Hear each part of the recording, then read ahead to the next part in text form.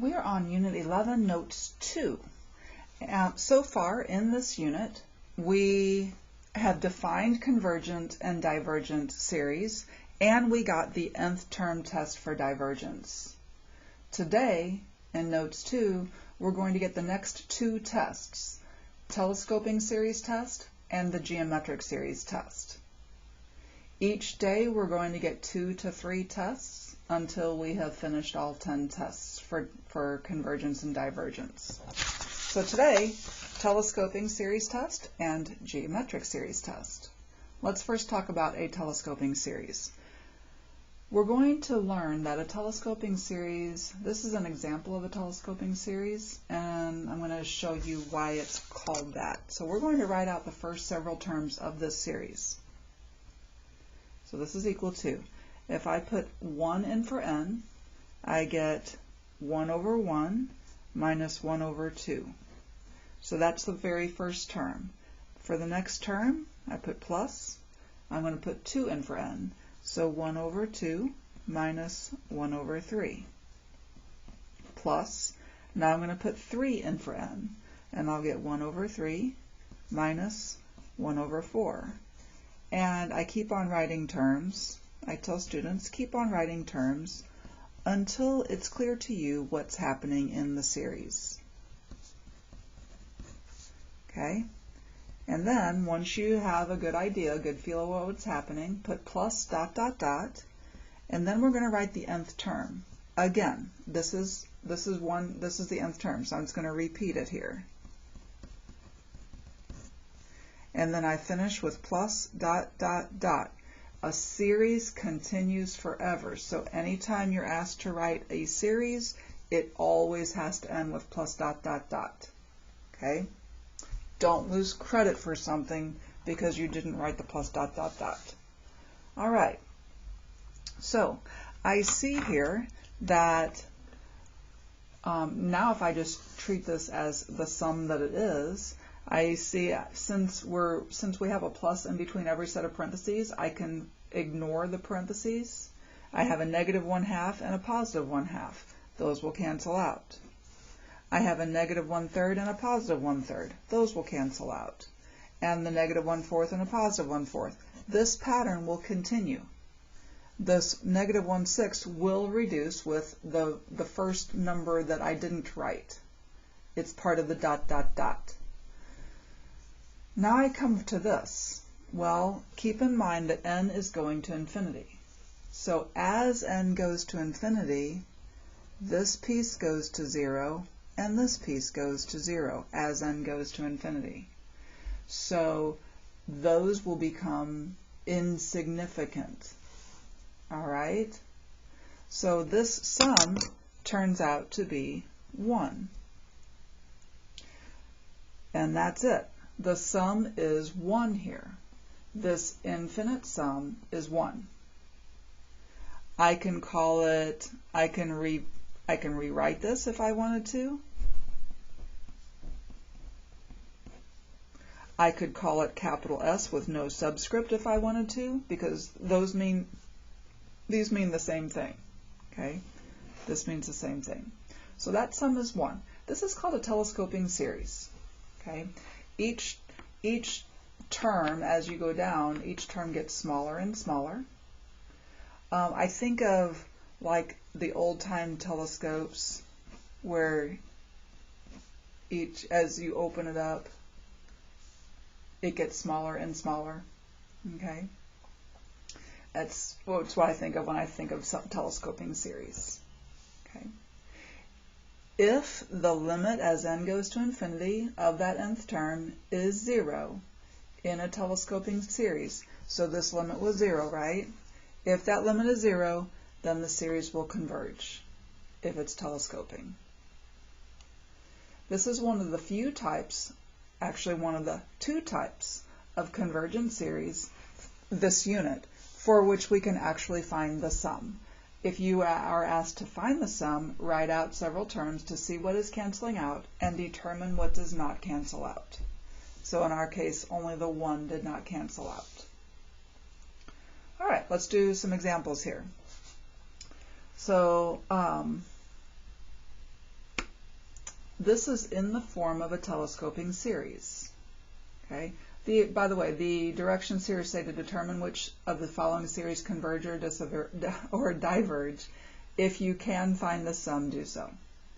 Okay, so I'm going to begin by writing out some terms, seeing if this does indeed, some of the terms do indeed cancel out. So I'm starting n at 4.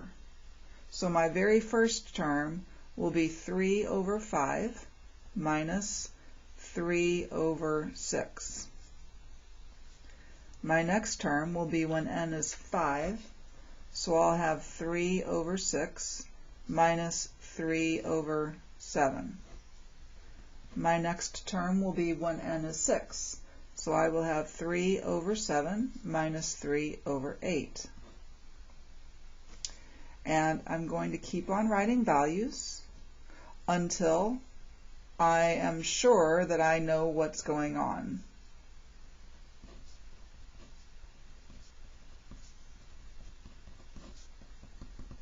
Then I'll write plus dot dot dot, and I will write my nth term.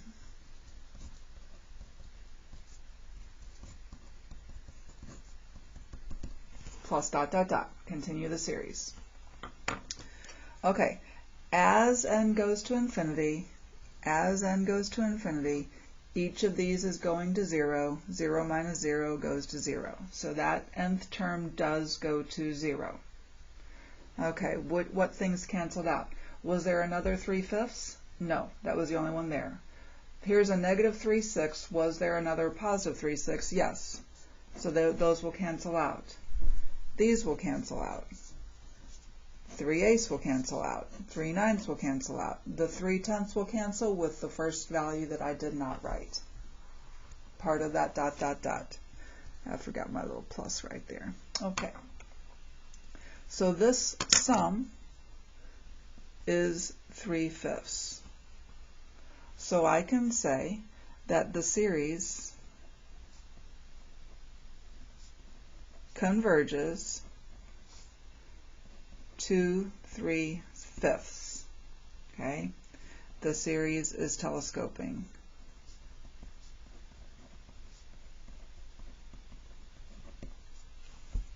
That's what I used. I always like to say what I used. It's telescoping series, it converges to 3/5. Okay? By the way, when you're doing this and well, I'm just going to go to this next problem. All right. This is in the form of a telescoping, so let's write out some terms. N starts at 2, so that's the first value I put in for n. The very first term will be 4 over 3 minus 4 over 1 plus. Now I'll go to when n is 3. When n is 3, I'll have 4 over 4 minus 4 over 2 plus.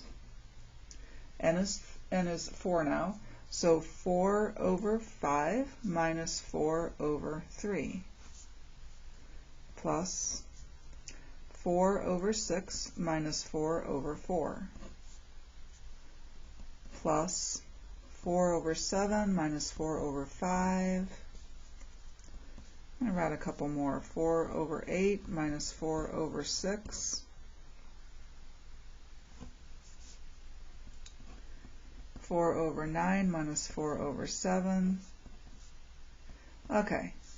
Plus dot dot dot plus 4 over n plus 1 minus 4 over n minus 1 plus dot dot dot. Okay. As n goes to infinity, this term does indeed go to 0. Infinity is on the bottom, so it's going to 0. Okay, what cancels out? Was there another 4/3? Yeah, there was. It was back here. Negative 4/3. Was there another 4 over 1? No, so I'm going to be keeping this one. Sometimes I like to circle what I'm keeping. Okay, was there another 4 over 4? Yeah, it was back here. Was there a 4 over 2? No, there was not. Negative 4 over 2. 4 over 5? Yeah, it was back here. 4 over 6? Yes, it was back here. 4 over 7? Yes. 4 over 8? I don't see it written, but I know that it would be here. It would be the next one, right? So I know that these will cancel out. In fact, I know as soon as I see one complete term where both numbers were canceled out, as soon as I see that, I know that the only values I'm going to keep are in the preceding terms. Right here and right here. Let me say that again. Once I see that both terms canceled out, I really don't need to go any further. All I need to do is use the two terms that I kept from the preceding terms. Right here, as soon as I got that both of those canceled out, I could have just used this term in the preceding term. So this, the telescoping series, converges to -4 minus 2, which is -6. Yes, you can have a sum that is negative. Okay? All right. Number 3 here. Again, it's in the form of a telescoping series, so we're going to write out some terms. We're starting with n is 5, so my first term will be 2/5 minus 2 over 2 plus. Now we go to when n is 6. 2 over 6 minus 2 over 3. The next term is when n is 7. 2 over 7 minus 2 over 4. And we're going to keep on writing. 2 over 8 minus 2 over 5. 2 over 9 minus 2 over 6. 2 over 10 minus 2 over 7 plus ... 2 over n minus 2 over n minus 3 plus ... The nth term is indeed going to 0. So I know this telescoping series is going to converge.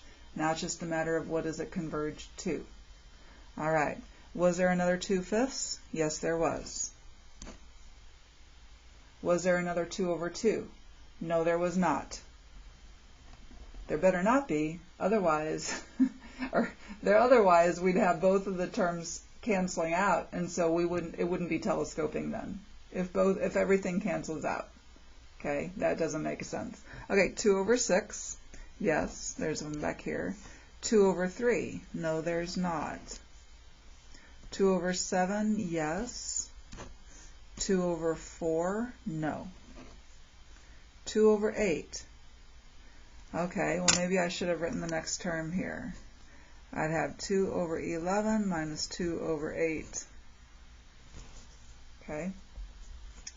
2 over 8 cancels out with this 2 over 8. Both terms canceled out here. Both pieces canceled out. So I keep only what is in the preceding terms. So this telescoping series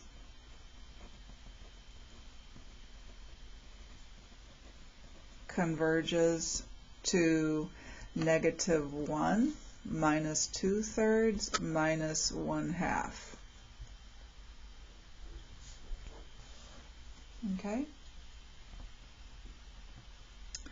All right. So, one more thing before we leave telescoping series. One more thing to take note of. Look at the bottoms here. Look at the denominators. Do you see how those denominators differ by 3? The denominators differ by 3. And we kept 3 values.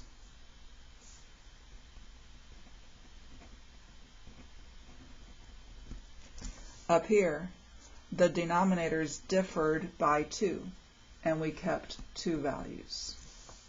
Here, the denominators differed by 1. We keep 1 value. up here the denominators differed by 1, and we kept one value.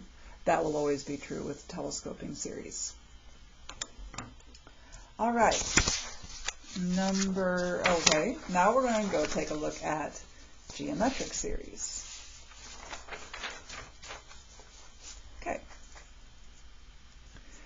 geometric series, we're going to begin with an introduction to a geometric series. We're going to write the first several terms of this series. When n is 1, we have just 1/2. When n is 2, I'll have 1 over 4. 1 squared over 2 squared. When n is 3, I'll have 1 cubed over 2 cubed. When n is 4, I'll have 1 to the 4th over 2 to the 4th. When n is 5, 1 to the 5th over 2 to the 5th. And I could keep on going as long as I wanted to.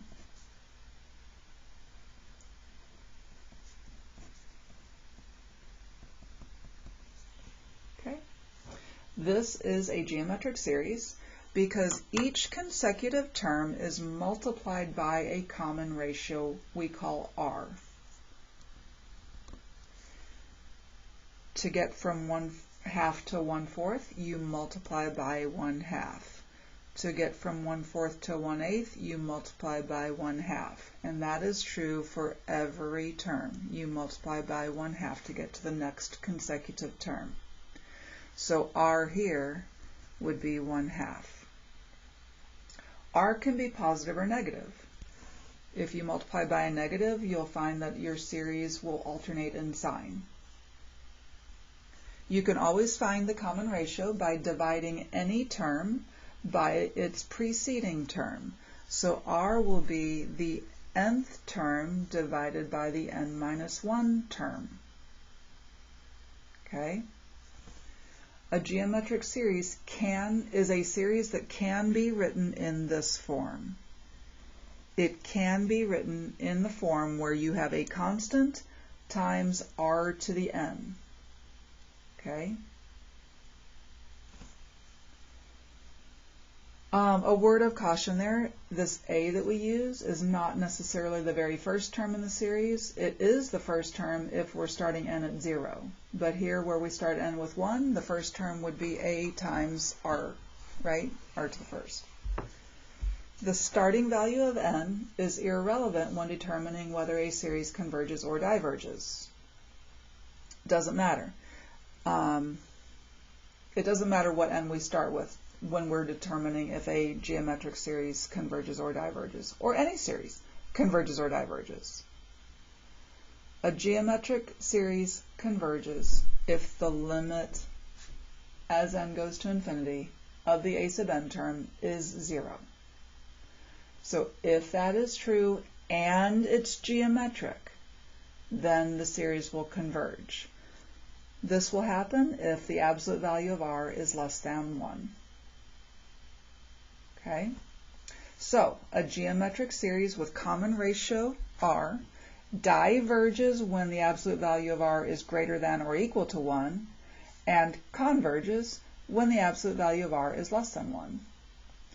What would the series look like if r was equal to 1? If r was equal to 1,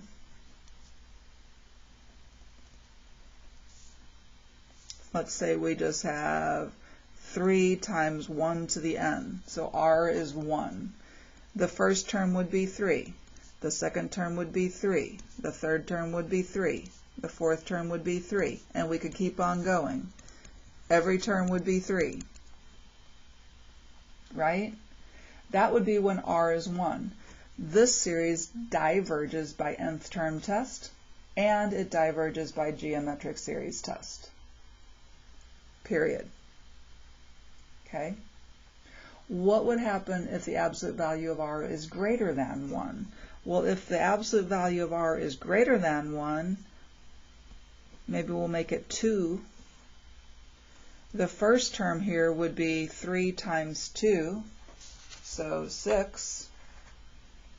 The second term would be 3 times 2 squared. 3 times 4 is 12. The next term would be 3 times 2 cubed, 3 times 8 is 24. The next term would be 48. The next term would be 96. That diverges by nth term test, and it diverges by geometric series test. There's a direct correlation between the nth term test and the geometric series test. Okay, furthermore, if the geometric series converges, we can find the sum by taking the first term and dividing it by 1 minus r. I used to call this a over 1 minus r, but students would get confused thinking that this a had to be the same as that a. So now I take the time to write it out. The first term divided by 1 minus r. Okay? All right, let's do some examples. Determine whether the following series converge or diverge. If you can find the sum, do so. Well, in this one, I see that it is in the form of a geometric series. It's a geometric series where r is 3/2. If r is 3/2, then we know the absolute value of r is greater than 1. Therefore, the series diverges by geometric series test. We're going to abbreviate that GEO series test. If the series diverges, you cannot find the sum. In this case, the sum is infinity, so you cannot find the sum. Okay? We could have said here, that the limit as n goes to infinity of 3/2 to the n power is infinity, which is not 0. Therefore, the series diverges by nth term test for divergence. We could have said that as well. Pick one, pick whichever one you see first, and use it. It doesn't matter if you use GEO or nth term test. Either one. Okay? All right, number 2. Well, in number 2, the first thing I see is it's almost in the form of a geometric series, because I do see a number to the n power, right? I see this number to the n power, but that number is only in the bottom. Well, there's a really, really quick way to get that to be in this form. And here's what I would say for that. I would rewrite this as, here's where I don't have to put the n equals 1 to infinity, because it's assumed to be the same thing. 3 times 1 over -2, or -1/2 to the n. Those mean the same thing, right? So now it's clear that this is GEO. Okay, hopefully very, very soon it'll be clear that this is GEO with r being -1/2. But until then, rewrite it to prove it to yourself that this is geometric and r is a -1/2. So I'm going to say this is GEO, r is -1/2. The absolute value of r in this case is less than 1. Therefore, the series converges by geometric series test.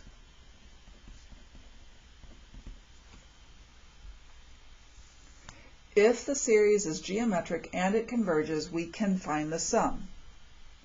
And here's how. The sum, I'm going to call the sum capital S. I could call the sum this. It's just quicker to write a capital S. But those mean the same thing. These are equal. Okay? Sometimes you'll see AP write it like this. Sometimes you'll see AP write it with an S. They both mean the same thing. So S is equal to the first term in the series. So what is the first term in the series? Well, the first term in the series is when n is 1. When n is 1, I'll have a 3 over a -2. So -3/2. That's the first term in the series. You always find it by putting that value in for n. over 1 minus r. Well, r is negative 1/2, so this will be a 1 plus 1/2. That would be safe stop, but these will be multiple choice questions. So I'm going to simplify this. I'm going to multiply top and bottom by 2, and I get negative 3 on top, and 2 plus 1 on the bottom. So this infinite sum is negative 1. It's equal to negative 1. Okay? All right. Number 3. All right. Is this in the form of a geometric series? It is, because we can rewrite this as pi over e all to the n power. So yes, it is geometric.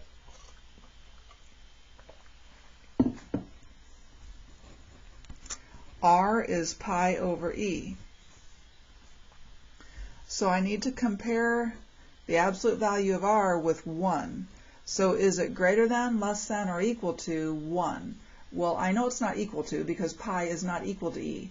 Which is larger, pi or e? Well, pi is about 3.14159 ... e is approximately equal to 2.71828 ... Pi is bigger than e. Pi is bigger than e, so the absolute value of r is greater than 1. Therefore, the series diverges by geometric series test. We could have also used the nth term test for divergence if we took the limit as n goes to infinity of pi to the n over e to the n. We'd get infinity, which is not 0, so therefore the series diverges by nth term test for divergence. Okay, number 4. Is this geometric? Is this geometric? Yes, it is. It is geometric. Yes, I know that this exponent is larger than this exponent by 1, n plus 2, n plus 1. We could, if we really wanted to, we don't have to, but for the sake of your notes, I'm going to do this. We could rewrite this to make it in the form a times r to the n power. Okay, let's do that. Let's get it in this form. I want to show you how that would work. But I will say, don't do this. In your problems, don't do this. Okay, I'm going to use some exponent properties here. So e to the n plus 2 is the same as e to the n times e to the 2, right? Those mean the same thing. Pi to the n plus 1 is the same as pi to the n times pi to the first. So this is the same as e squared over pi times e over pi to the n power. Once I get n powers, I'm right with my r. Okay? So here, this is a constant. That's my constant. And r is e over pi. So when you see this, as long as the key here is, you guys, the key here is that it was just n. It wasn't n squared or 5n or whatever. It was just an n or a negative n. If it's just an n here, n plus or minus a number doesn't affect it. That still means that this is a geometric series. R is e over pi. So the absolute value of r is less than 1 since e is less than pi. Therefore, the series converges by geometric series test. Okay? Since it's geometric and it converges, we can find the sum. So the sum will be the first term divided by 1 minus r. Well, the first term occurs when n is 0, right? When n is 0, I'm going to have e squared over pi. So e squared over pi is my first term. 1 minus r is in the denominator.